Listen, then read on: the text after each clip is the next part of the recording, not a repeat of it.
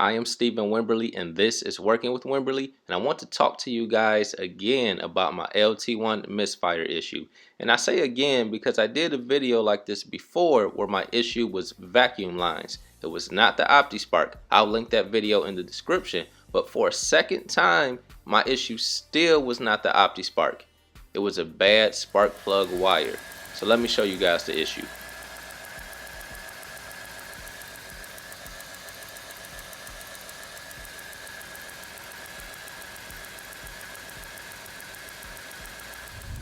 This time my hesitation was caused by a bad spark plug wire, and I'll show it to you right here. This is the wire, and as you can see, it's broken up into pieces.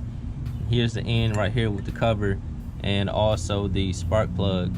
Now the end right here actually came off when I was removing it, but these parts here, I actually broke this up on purpose because I was trying to carefully remove this wire without damaging any of the other wires on this side of the motor.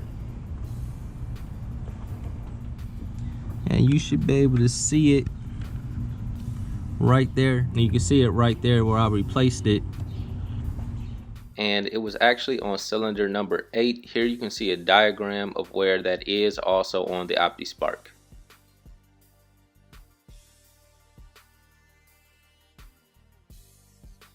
You can see it right there where I replaced it, and I also replaced the spark plug. And as I said, I had to break it up into pieces to get it out because I didn't want to damage any of the other wires.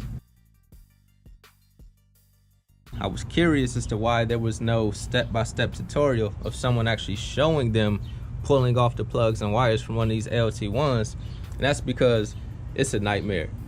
The way that they attach these wires to the side of the motor and then it wraps around to the Optispark in the front is very difficult to get to. So after I broke it up and I was able to pull it out, in order to fish it back through, I had to take my new wire and tape it to this, fish it through from the front, and then pull it out. It was the only way I can get it through. It's just not a lot of room. But again, it wasn't the Optispark. This time it was just one of the spark plug wires, and I did go ahead and replace that plug since I had the wire off. I did not do the rest of them. That's something that, you know, maybe another day I'll get into it, but for now my issue is solved and it's running smoothly. So if you go through everything else, check your wires. The car was hesitating for a while, and when the car first started hesitating, I couldn't see the arc on that spark plug, so I didn't know that's what it was. It wasn't until it got really bad that I actually saw it and knew that that's what needed to be replaced. But thankfully it wasn't the Optispark again, so you know, it took me maybe an hour and a half. I was really trying to take my time and make sure I didn't damage any of the other wires, and now we're back on the road.